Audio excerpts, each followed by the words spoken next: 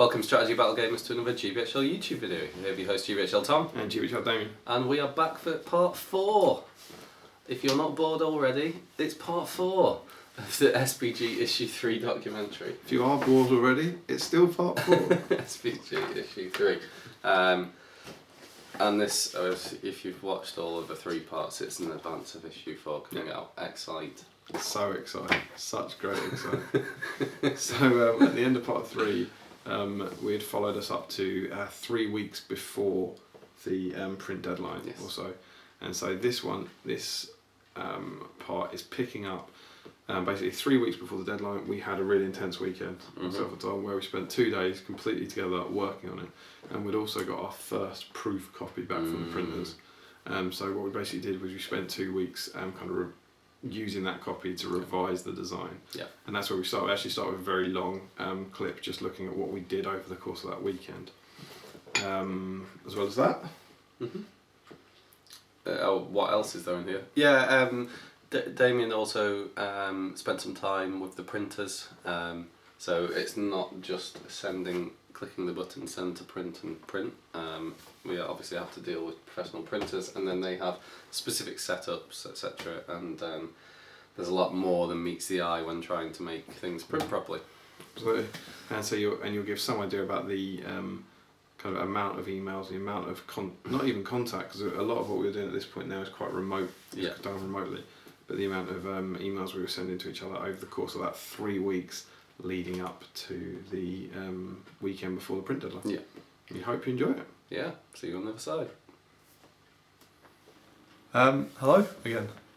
Here we are, back. I don't think we've been together on this thing since for a while. Jim's house. Yeah. Potentially, I'm not sure. I mean, we have been doing No, we did. We've done some... It's very hard for us. You're obviously all watching this bit by bit. But, we have done stuff together since then. We did some stuff upstairs in the games room. I think those were the last things recorded. Then we did some mag work. We did indeed. But we have had where are we now? What's the date? 23rd? Oh. Something? The 22nd of March. Tuesday 22nd of March. In very early hours of Tuesday 22nd of March. And we have this, which is quite a big jump up from last time you saw us, because we didn't have this. Yeah. And what's this, Tom? It's a test print. With some... it's always very useful to have a test print, because you can pick up small details that need changing, different things to do with colour, layout, just stuff too big when it's actually printed, because you're not looking at it on a screen. So as you can see, as we quickly flick through this, it will look almost like the finished thing that you've got or that you've seen in the past.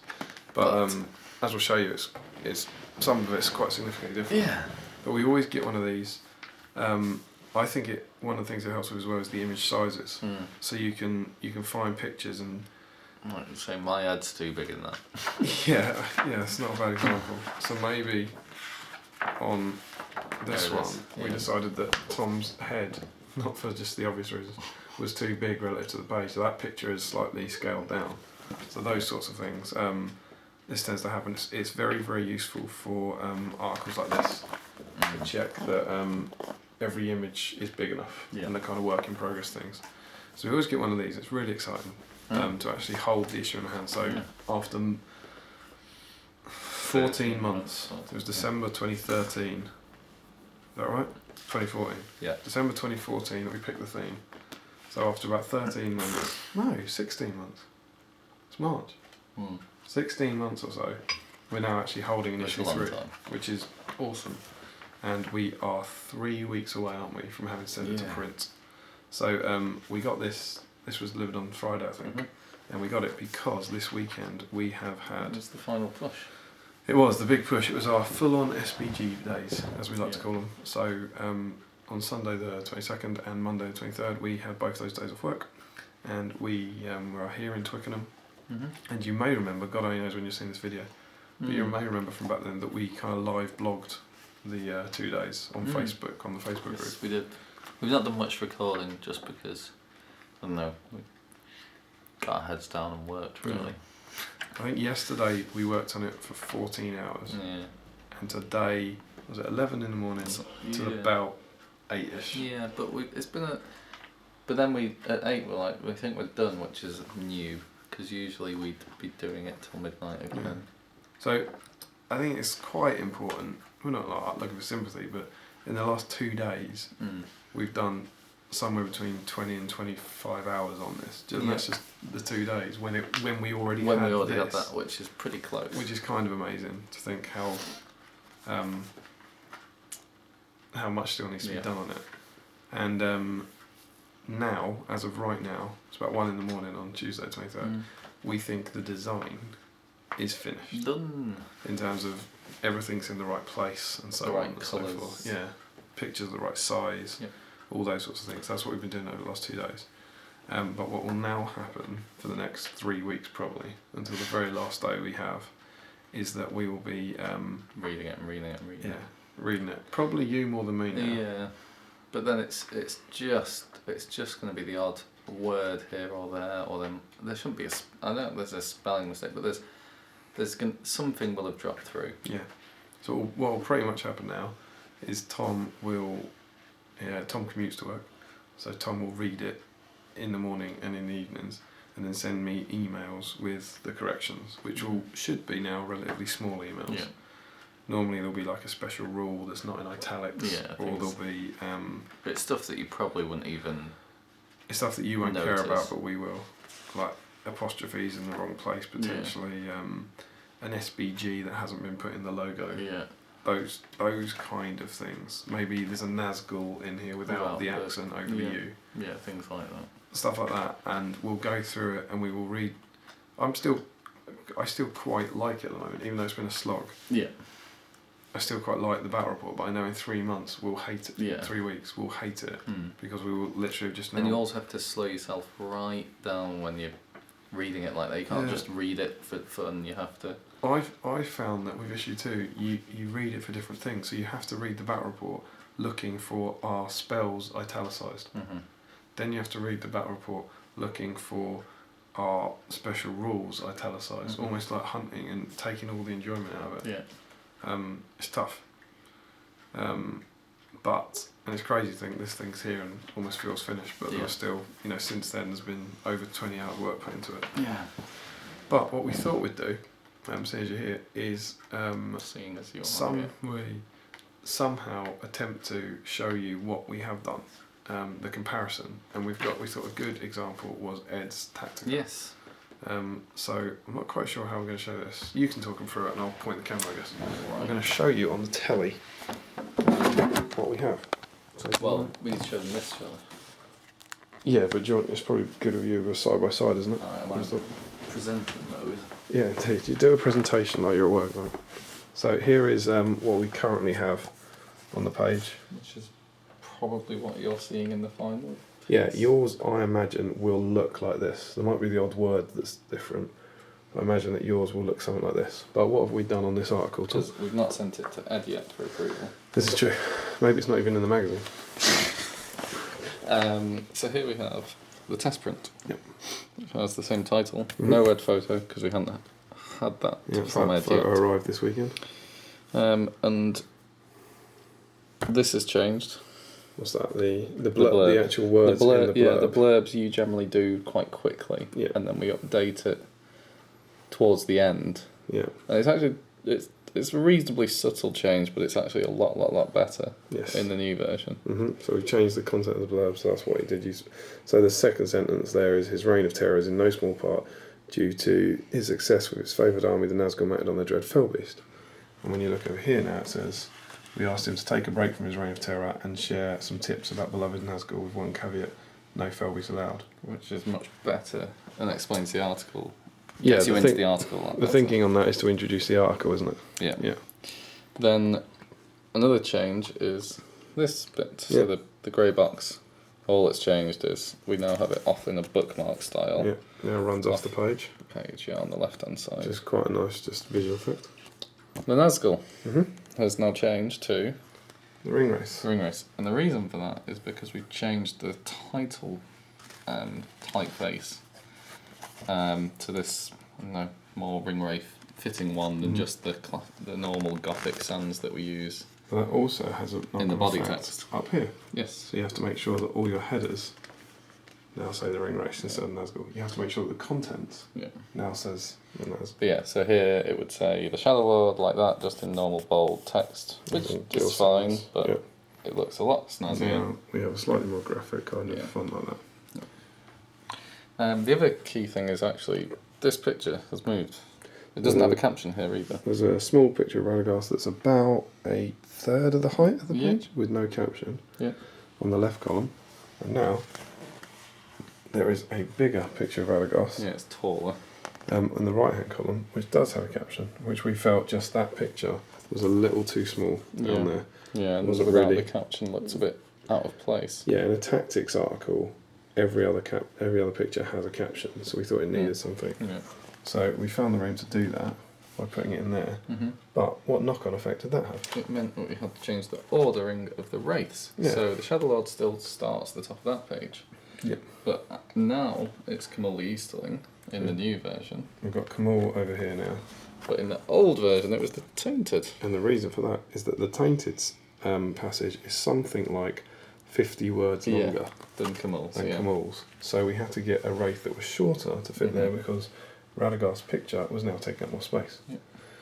So then to the Shadow Lord, and then the Tainted comes in again. And the Tainted's there, so that's changed. But we also had the Dark Marshal here, because Camille wasn't on this page at all. The Dark Marshal did start here. In the old version, he's gone. He's gone, yeah. So that's those 2 pages. And if we go on to the next 2 pages... With your snazzy device. There you go. So this page with the Witch King and Gandalf doesn't look too different. The pull-out quote there has moved to there. The reason for this is so we could get the Dark Marshal to start at the top of the page. Yes. Because that gave that left-hand column all to text. So if you imagine that this quote used to be over here, that meant that paragraph would be up here, so the Dark Marshal would start here. Yeah, so we want the Dark Marshal to start at the top because it looks nicer. Yep. And then the Witch King as opposed to threat pull-out quote has changed slightly in that the text size is a little smaller. Usually we do about 19 for these, for the quote marks, and 16, 17 in here. That's 16. The reason being the quote on the page previously is too long to fit as a 17. And we also have these fancy stylized quotation marks rather than what was missed here. And it's very small things, like I don't think many people would But there's a lot of very care, small but things. it makes a difference to us. And that picture has moved. Yeah, the picture has moved so that So it was, you can see was there, there, it was on the and right hand. that's because the Dwimmerlake made itself its own column. Although even then, there was a gap Yeah, there there was that a we small needed gap. to deal with. Yeah, but actually we found that we could make the Dwimmerlake into these 2 columns. And the way we Perfectly achieve that fitting. is by moving the picture over to the left. And then the Witch King, who carries on over the page, can take that long column. Indeed. So those are the first 4 pages. Yeah, and we actually or at least we cropped and Yeah, it's zoomed a cropped little bit. slightly different, isn't it? Yeah. Ever so slightly different. Yeah, you wouldn't tell too much, would you? And then this is where the big change is. Relatively, I guess. Yeah, I mean, so again you've got the picture, but the box has changed position. So this is what we did have. But that was the old box, which is frankly quite boring. Just a solid kind of dark grey box with a writing on top. Yeah, and we went to when the Big computer. bleached out. And we've gone to that, which you should be familiar with. Yeah, which Has a kind of scary-ish ring race potentially looking border on it. yeah. And our favourite pun of the issue, yeah, categorise, which is much better than the sentence previously that said something like... It said, Ed believes the ring race can be categorised as follows. Yeah, so that's not really a box-out title. No. And we spent ages just kind of debating. So Yeah, we had a lot of ideas. That. What was it? Role of the ring race. Yeah. So this is actually that's ours. That isn't Ed's. So No. he might hate that. Yeah. So who knows if that even made it in, because he might have chucked out this hideous pun. And that used to say conclusion, and it now says the age of men is over, because we like a nice... It's just a bit fluffy. And again, the box has moved. Yes. The box has moved position to allow things to just flow better. Yeah. So there we go. Yeah, I think we're pretty pleased with that. I mean, the other thing we've not done it here, but we always, at the end of captions want to leave as little space as possible. Yeah. So that's another thing we go through and do. All of these, the ones in this article look okay. If you flick through your issue, you should find that there's not a lot of space like along here at the end of a caption. Almost always the caption will run the full till about there. width. Yeah. So yeah, I think that's it for ads. I mean, there are some other interesting ones, I guess. Yeah, but without the screen, we can do that back at the sofa. Yeah. If I go and pop this back down now.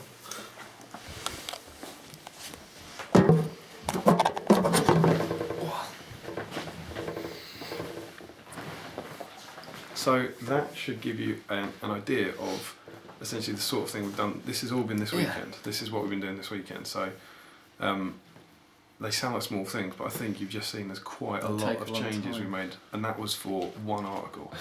And we've basically done that for every article. And some things they may take over an hour. The hapless hero. Yeah, absolutely. Where's that? No post battle. This is what the hapless hero box used to look like. With gold.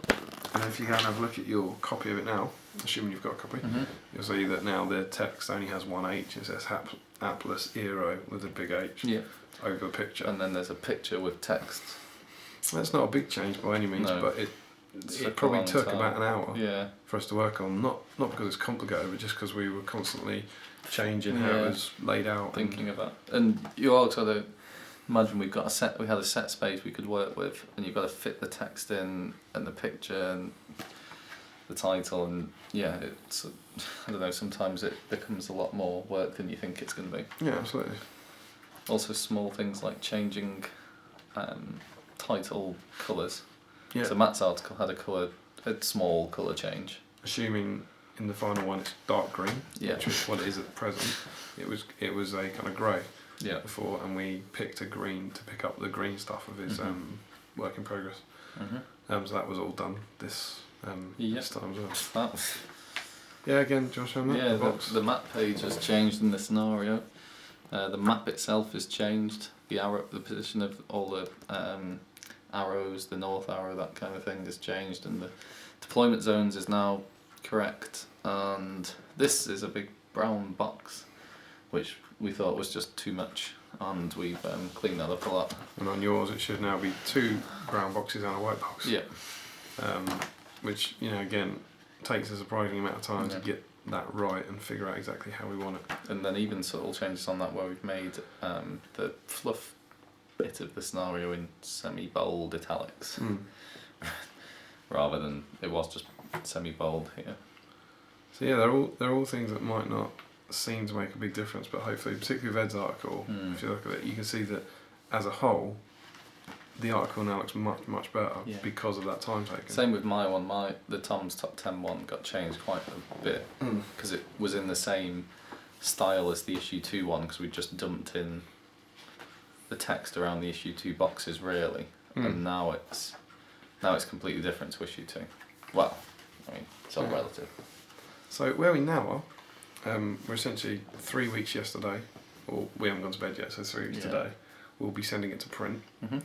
In between that, we have the rest of this week, then I'm on holiday for a week, then we got thrown at Skulls, and then we got another week. And we'll probably be together for 1 day. Maybe, yeah, I don't know. Here, like to do a plan here. So this is kind of the end, in a way, of us working like together on it, which is kind of scary. It's quite exciting. It's good to have got to where we've got to. Yeah. But we will be constantly emailing every single day, I have no doubt. Yeah. I'm putting up teasers soon. I don't know when we're going to put up a... I think we said we'd do the cover 2 weeks before the launch. Yeah. I think that's what we did last time. Yeah. We can talk about that. Maybe we do it sooner. I don't know. Depends how much we want to... You want to get... With the teasers, you want to get to that point where people see it and they get excited about it, but not that it's too long before it will actually happen. Yeah. So I think 2 weeks, maybe 3 weeks is about right.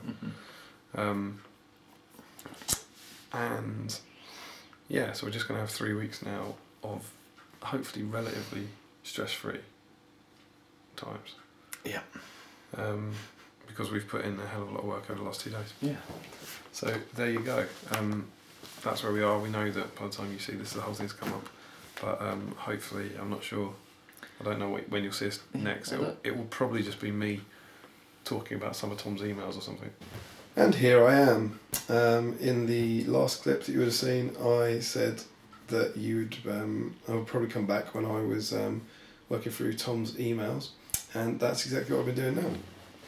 So just before we show you some stuff that, again, hopefully you might find mildly interesting, I thought I'd kind of update you with where we were on a few bits and bobs. It is currently the Tuesday the 5th of April, so it's 2 weeks since that last clip you just saw. 2 weeks since we spent our 2 weeks solid working on the magazine. And a lot's happened in that time.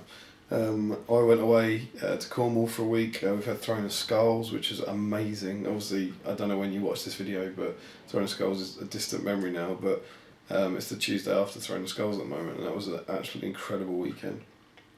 And also, on the SBG front, me and Tom have been emailing relentlessly about the magazine and editing it and playing around with it, and kind of working our kind of socks off to get it finished. So as of right now, it's April 5th. We have 6 days until our final print deadline. The magazine has to be delivered to the printers by Monday. It's Tuesday now. If we want to get it printed in time for Desolation Stockport, and so there's still an awful lot of work to do on it. One thing I did today is that I picked up this. And I know to you that probably looks just like the copy of SBG that we had before, but this is a second printer's proof, because we weren't overly happy with the colours on some of the pictures in the first printer's proof. It looked good, but we weren't.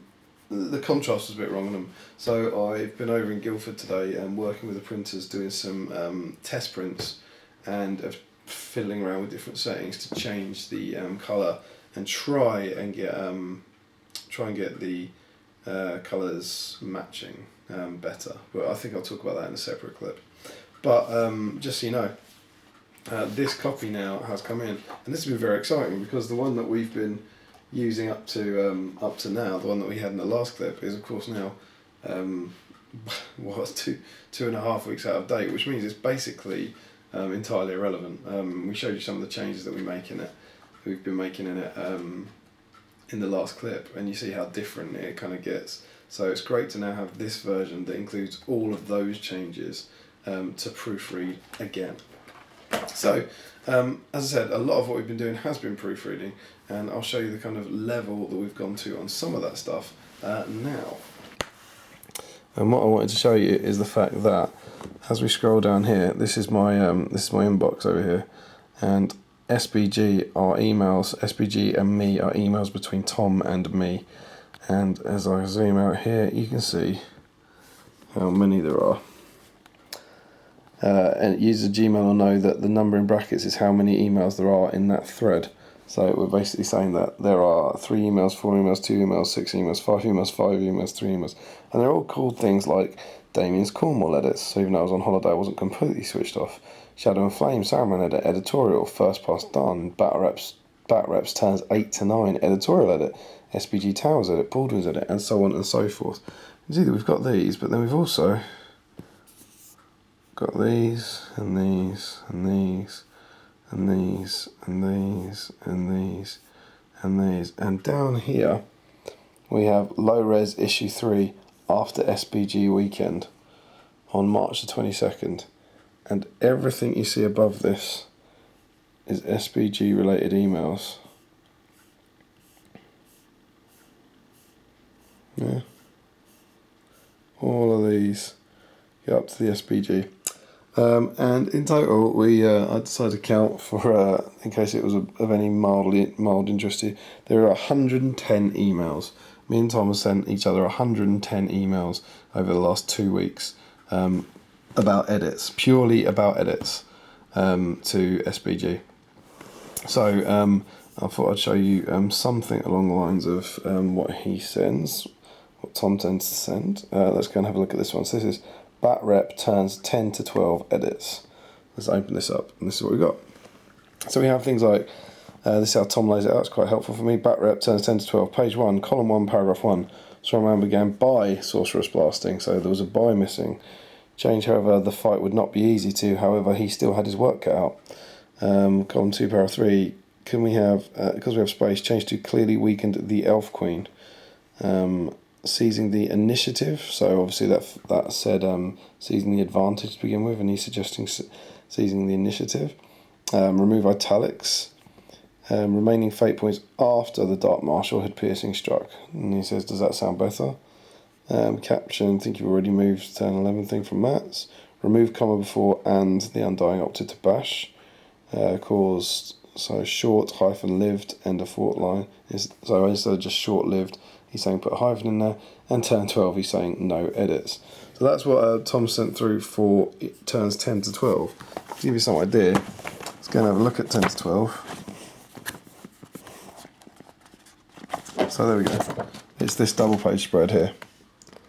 Yeah, there's turn 10 of the battle report, and there's turn 11 and 12.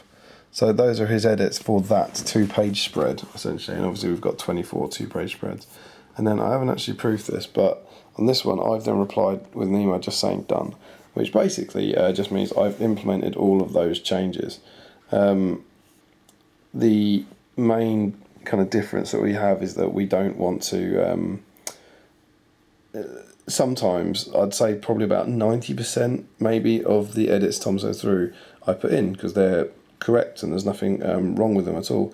But a lot of every now and again there'll be something that I either disagree with or I don't think it sounds as good, and then in my reply it will kind of explain why and what my suggestion is for, and that's generally how you get the kind of back and forth. So obviously something happened with the where's it gone? The editorial. You can see there's 8 emails in that chain. So there's obviously a bit of back and forth with that as we try to work out the best thing for it. This all happens remotely, and it's a kind of continual process over this this kind of period as we try and get it done. And you can see that there's an awful lot of emails going on there. And they're all bat reps 10 to 12, bat reps 10, 8 to 9, bat reps 10, 1 to 7, and so on and so forth. And that is what we are currently working our way through. You'll also notice that some of them repeat. So let me see if I can find some examples. We've got things like editorial, SBG Towers, Baldwin's, contents, and that sort of thing. And then down here we have editorial, Baldwin's. So you can see some of them repeated because what happened was Tom has gone through the entire magazine, and then we've had one round of that and we've done all those changes, and now Tom's gone through the entire magazine again and we've done all those changes. So that's where we are. We're essentially, if you consider he's proofread it, I'm halfway through proofreading at the moment, and he's halfway through proofreading it. So since the last 2 weeks, we've read the entire thing thoroughly and edited it 3 times. We're kind of on our 3rd time at the moment. So that's kind of what we've been getting up to. So yeah, it's a kind of exhausting process, and there's a lot of it takes a lot of time, and you have to be very, very careful about implementing the changes in case they you put a typo in as you're doing it or anything like that. But that's the kind of process that we do. As I said, it's currently a Tuesday. Me and Tom are recording the plan to on Thursday, and that will be the last day that we are together before it gets sent off. So there'll probably be a little video clip on Thursday from us then, showing what we're up to on that last day together. But yeah, we'll see you then. Okay, and here we are. I have just come back from the printers. It is it's Tuesday. We're going to print on next Monday, so I've got 6 days, or we've got 6 days to finish it off. And we've got some kind of proof sheets from the printers, which I thought could be quite interesting, and also show you, as well as the corrections and the grammar things that we're checking, another stage of kind of checks and changes that we go through at this point. So what I'm now going to do is show you my laptop and show you something that we found that was quite strange when we got it printed. Okay, so here is the document for one of the pages in question. This is inside InDesign. This is something I've mocked up so I don't accidentally destroy the real file. It's not my actual magazine.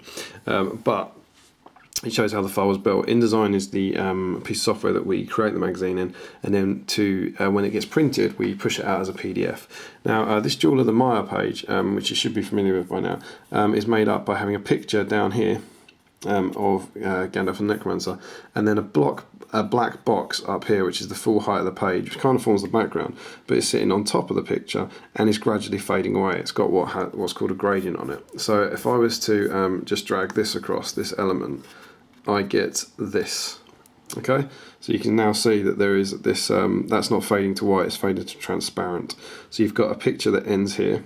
The picture that we took has a harsh edge there. And then sitting directly on top of that is this black box that fades out. Now, when we go and zoom in here, of course, it looks lovely. And the effect that we're going for, that should be quite clear, and I don't know how well this will come across on the screen, but fingers crossed, is that it gradually fades away. And as you can see, there's a bit of light reflecting here. It shouldn't be that kind of white, but hopefully you get the kind of idea. The idea is that it looks like this picture is fading away into the darkness.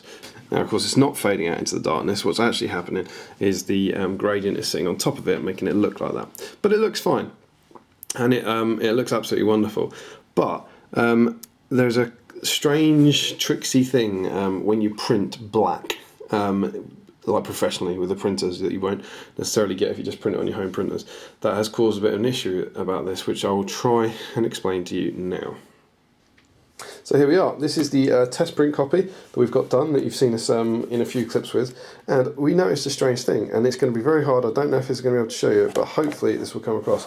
On this page, the Jewel of the Maya page, when we printed it, as you saw, can you see just in there, where is it? It's just above revived, we're looking. Yeah, you can. Can you see that line? Hopefully you can see the top, just underneath the word point, it's darker than below, okay? And what you're seeing along there, remember how I built it with the gradient? What you're seeing is the top of the picture box. So even though this bit here is a black box that fades completely transparent and you can't see on the screen, when you print it, you can see the line. Yeah, because what's happening is by the point it gets to here, it's painting this transparent, but here you can just see you have a problem with printing black on top of things, that the black is not fully opaque because it started to become transparent, and so you can see the top line here. And from our point of view, that is a big no-go, and it's something that we need to try and fix. So, as you can see, as that's hopefully kind of got across, there was a printing issue with the kind of line, and when you get it done, because you can see the top of the picture.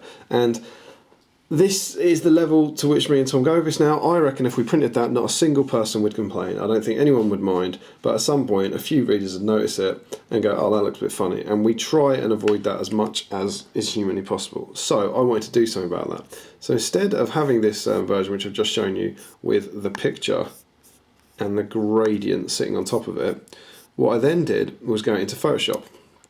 So let's go from a Photoshop file, which is here.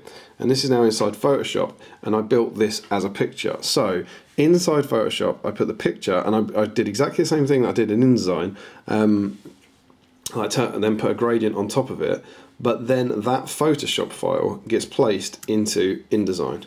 So now, inside InDesign, there is not a picture down here and a gradient up here. There is just one picture of the whole thing, and the picture has a gradient. That then means that when we export it, InDesign doesn't have that box. It doesn't have that those two separate elements to distinguish between. It just has one full page photo. And that is one of the reasons that we might we get a test print done to see that kind of thing and try and catch it. So having rebuilt it in Photoshop, as I just showed you, what I then did was, at the printers today, we got our test copies done. And you can see that I popped this little box on here so we can tell them apart. But we have the Photoshop version and we have the original version over here. And again, it's hard to see if you'll be able to pick up on it necessarily from this single page, but you know where to look. It's, where is it? It was point. Oh, the text has changed. The text changed in between versions. But yeah, there, can you see it? Just underneath wood this time. You should hopefully be able to see that line that's going across there from the original InDesign version. So then what we did was, in that Photoshop version, I got a print of that done. And what I would now hope is that underneath wood, there is no line. Yeah, there's no point now where you can see the gap between the gradient and the box all the way across here, and instead what you get is a much more natural kind of effect as if it's fading out. So you go, that gives you some idea of the of one of the things that we might be doing for, like, once we get to this test print copy. We'll still be kind of looking at various bits and how we can improve them. And as I said, most people probably wouldn't notice it, and if they did notice it, they wouldn't care, but we care, and it bothers us and it annoys us, so we want to make it as good as possible. Similarly, there was one other thing that we wanted to improve, and I will now show you that. So, this was our first test print that we got done, and you've seen us hold this one up in the video, and if I'm brutally honest, there was part of us that was ever so slightly upset with the colours, and probably on the screen you're not going to necessarily see the subtleties in this, but I will try my best to explain, to show you some of the ideas that we did. Where basically what happens is the colours that are made, in layman's terms, the colours that are made on the screen are made up of RGB, and then when they're printed they're made up of CMYK. They're mixed with different colours, and they're mixed in different ways, which means that the colours on the screen will never truly match the colours on print, which is why whenever you print your photographs you probably notice there's a difference in the colour between them. And what we noticed was that on the first print of the cover, it's incredibly hard to see, the contrast is incredibly strong. So you have very, very black blacks and then very, very light colours here, and not a lot in between. So down here, down the side, it's very, very black, and you can't really see a lot of detail in Necromancer. Similarly in here, it's quite dark inside there, and hopefully you can kind of see that. And it just has a slightly, it's not glossy appearance, but it's this kind of, it appears to be glossier because the whites are kind of highlighted that much more. And this is an issue throughout the magazine. It's something we were keen to fix, and so what we did was we experimented at the printers with a couple of different export settings. So again, this is a printer's proof with all the kind of printer's marks on. This is normally like the first time we see the magazine. And again, what I would do is change the output settings and put a little box in here. I think I've only kept one of them in the end. We tried lots of different variants, and by changing these, and these are basically adapting to the printer's, as in not the printer of the machine, but the printer of the company, adapting to their output method and the kind of the paper they're outputting onto and that sort of thing. And we experimented with about 4 different techniques for this, and then eventually came up with this one, which hopefully you can immediately see in there. That gloss effect is gone. When we come over to the Necromancer, there's more brickwork down here, and you get slightly more subtleties of colour inside here. And this one, it's incredibly hard to get it across the screen, but this one, which is what we're going with, just looks vastly better, and it's far closer to how it looks on screen, essentially. So whether or not it's coming across here, I don't know, but if we now get our 2 copies, these are our 2 test copies. So this is the original one over here, and then this is the new one over here. And you should hopefully see, the sun's shining on it a bit at the moment, which makes it all kind of look, let me try and do that, makes it all look a bit glossier. But there's more greys and subtleties of colour down here than there are down here. Maybe that's coming across, who knows. If you look in there underneath the Necromancer, you can see more steps than you can in here. They're kind of blacked out. If you look in here by Galadriel, there's a lot more detail, a lot more shades of colour than in here, where it's incredibly dark. And fundamentally, we don't care about the contrast or the colour or anything like that. What we care about is how it looks, which one looks best. And this one, by far, this version looks much better. So by playing around with a few of these kind of proof pages and kind of knocking them up in context at the printers today, that's the kind of improvement we can make. So there you go. That's the kind of thing that I've been doing today. Spent a good few hours at the printers trying out various versions and getting these kind of proofs done, so that we have kind of settled on the settings that we will use to export this issue of the magazine. And these issues, we always have these issues, but they're stronger this time because there's a lot more black in Dol Guldur, essentially. The past issues have been quite greys and browns and brightly coloured, where Dol Guldur's got an awful lot of grey and an awful lot of black in things like the Necromancer and the Ringray. So we really want to make sure that those blacks come out as well as they possibly can. But yeah, that's what I've been doing today. And we're back, and we hope you enjoyed your fourth foray into the documentary on SBG issue 3's creation. Indeed. So at that point we got up to the weekend before the deadline. Mm-hmm. So if you've been watching it, which you must have been doing if you're watching this, you are now 3 days away from the point where we had to get it to the printers.